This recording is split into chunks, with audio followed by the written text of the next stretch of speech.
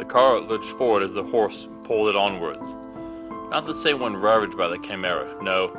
Kurt had been forced to fork out more coin to buy a new cart. His pockets were too light, he felt.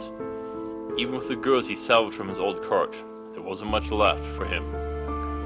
Yet, the man was out of it right now. The heat blared down from the sun above had taken its toll on the old man, leaving Julia and Grant to guide the horses through the barren terrain ahead. That was the word for this landscape, empty. Only a few rocks broke through the dusty ground. While they had conversed for a time, that had ceased after a few hours. Hey, how long can you carry on a dialogue? Least of all in this insufferable heat. Sweat ran down the mercenary's brow. He'd been down this way before, and things didn't go so well then. His eyes kept sweeping the horizon, though he doubted he'd see anything. His mind kept drifting back to the battle with the succubus. He was so close to killing. What good was a mercenary who couldn't protect his client, let alone attack him? But more, it was Kurt who stabbed the succubus, and it was Kurt who stopped the chimera's attacks. Oh, and Kurt also stabbed that minotaur too. With the demon hunter Julia here, what good was he? None. That's what he was. Failure after failure weighed down on the brutish man. Another loomed just behind a boulder. Hidden near the ground was a pack of lizardmen. Dirt and dust covered their scaly bodies. They licked the air for the scent of those approaching. Gripped in their scaly hands were simple spears and shields. That didn't make them harmless though. Far from it. The cart rolled forward until it was surrounded by the Lizardfolk. As one, they sprang forth. A cloud of dust fell off their bodies and obscured the travelers at the same time. Julia barely had time to draw her blades before the lizardmen were on them. She was pulled from her perch by the momentum of the reptilian attackers. Grant found himself thrown to the ground. Dust filled his mouth and eyes as a scaly foot gripped his back. His large sword was stripped from him. A thump beside him was enough to tell him that even Julia had been restrained. So fast. Grant struggled, but at least two of the lizardmen perched on his back while they placed a knife to his throat. The reptilians let out a series of clicks. Lifting his head, Grant watched as they searched the cart and examined the merchant Kurt. Whoa, what happened here? Welcome back to Mythical Phylogenies, Aspiring Adventures. I'm your guide, Jason Diogos. Let's sit for a bit and see what these so-called lizardmen really are.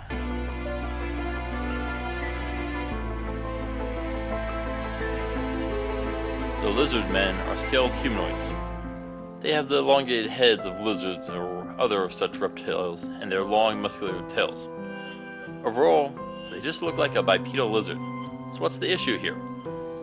Surely this would be one of the easiest races to exist, correct? Nope. There are several things that the lizards lack which are important to an intelligent race. Let's start with that, their intelligence. Let's take a look at these images. What do you see? Yeah, the brains of a reptile are lacking several of the key structures necessary for the higher thought and learning you see in mammals. Tell me, have you ever wondered why you see so few trained lizards and reptiles? Can you even think of any? Nope. But I'm sure you can think of a few birds, right? Well, let's look at their brains. The bird brain. It has some of the same features we find in mammalian brains. This can give us an estimate of the time when the mammals and birds separated from the reptiles. Since mammals first appeared over 220 million years ago and the birds about 60 million years ago, this gives an idea as to when this evolution line probably began to occur. In the middle of the Triassic period, which was from about 250 million to 200 million years ago. This may be helpful later. We'll see. Now what does this mean for our lizardmen brain? Well, we won't need an exact match to what the mammals have. No, but we'll need something analogous to it. This does bring in another issue. Having a larger brain is a massive energy demand. First off, you need to get enough blood to the brain. But reptiles have a heart problem here. Humans and mammals have the four-chambered heart that you've probably known about. Two atriums and two ventricles that are separated and don't mix blood from the body going to the lungs and the blood going to the body. Reptiles don't have this. They've got a three-chambered heart. Two atriums, but only one ventricle.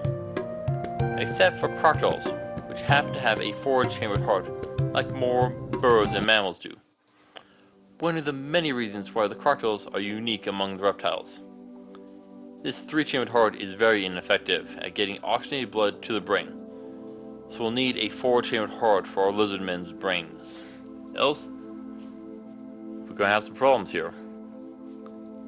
The second issue with the brain will be getting enough food to sustain it. Now, there is no shortage of arguments about whether dinosaurs were warm-blooded or cold-blooded, and how much food they needed. Modern lizards are cold-blooded. This means a few things.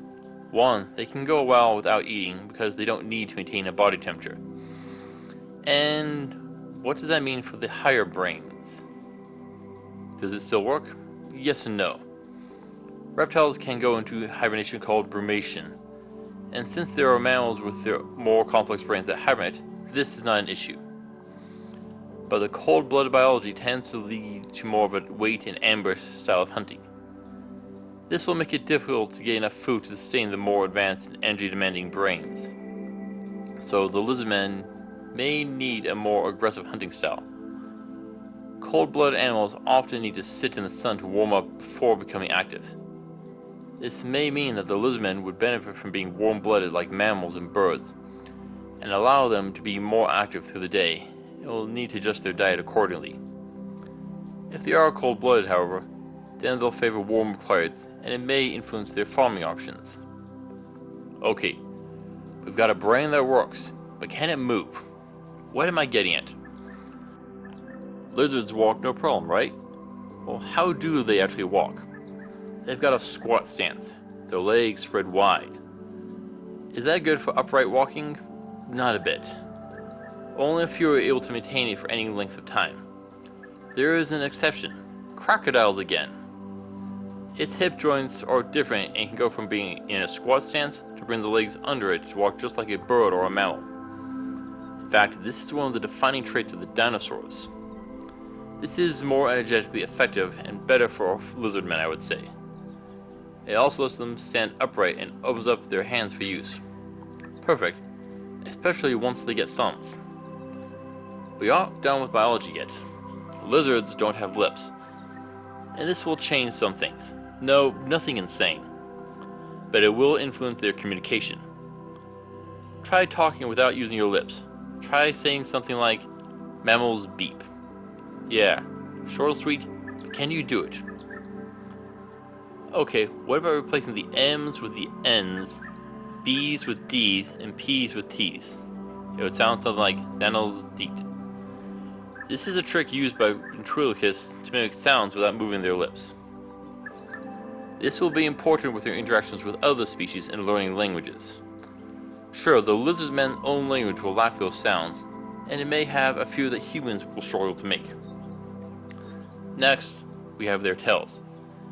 Many use their tails for a distraction if attacked. This could work for our lizardmen as well. They may also use it as a way to store excess nutrients for them. There is one major issue that still needs to be addressed. Do lizard women need breasts? I know there's a load of artwork out there as such, but is it practical? Yes and no. Well, honestly, I think there is some merit to it. Let me explain. One of the key factors in culture is having one generation pass their knowledge to the next. Reptiles are known for limited parental care. They build a nest, drop the eggs, and leave. Some stick around until they hatch, but then they check out pretty quickly. This means little chance of passing knowledge on. No culture, or science, or magic. No arts or crafts. To fix this, we need to increase the care that the parents give their offspring. This is where child rearing becomes important. So why do mammals produce milk? This means mammalian offspring grow faster and have a higher survival rate.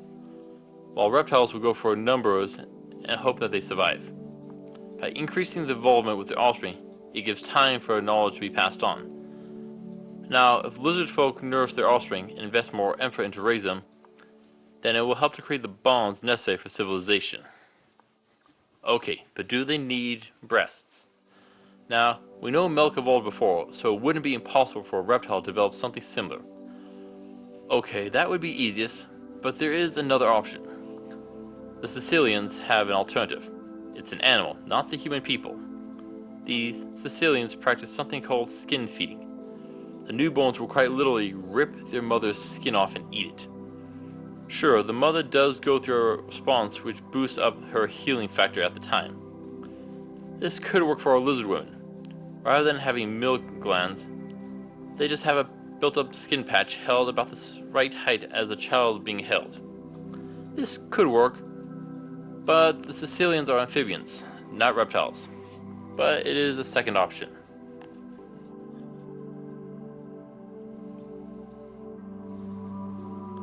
The lizardfolk are known for their cunning and ferocity.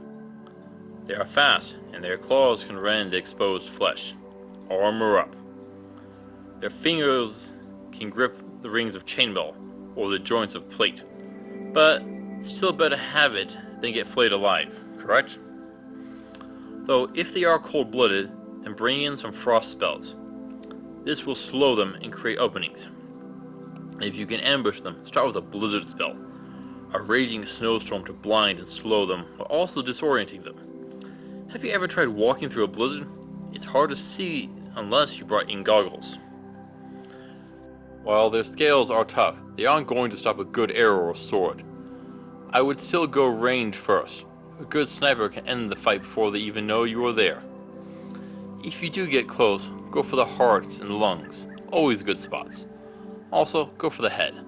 The good old reliable targets. Remember, they are clever and can make their weapons that they can wield. Be them crude like a club, or sophisticated like magic. Be ready for these. Mail and plate will shield you from most melee attacks, but be ready for spears, bows, and spells. The magic varies from individual to individual, and you'll have to treat it as you would any other caster. The lizardmen are dangerous, but on par with humans and dwarves. This is why I must give them a 3 of 10 for difficulty. Generally, a fair fight if all the factors are the same.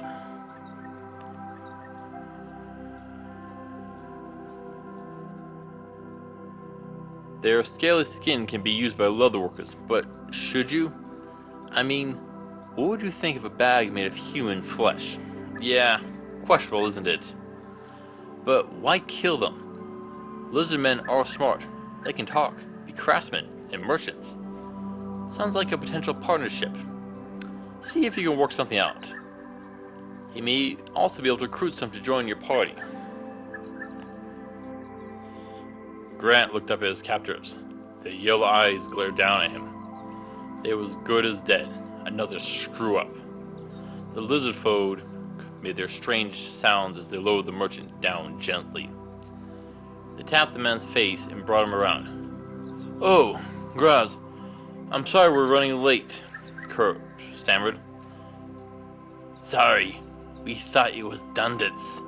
We've been having trouble with some lately." "Oh, no problem. A simple misunderstanding." With a click, the lizardmen released their prisoners. Grant pushed himself up, dust falling from his shoulders. Nervously, he eyed the scaled faces as they escorted the small party back to their village. Art decorated the walls of their homes. Noisy children darted about in play. A few of the smaller ones peeked out from behind their mothers' tails to stare at the strange, smooth-skinned, hairless apes that walked into the village. A different resolution, eh? It's nice when things don't end in bloodshed. Thank you for watching, aspiring adventurers. Please return next week where we shall be trying to interview a vampire. Until then, safe travels.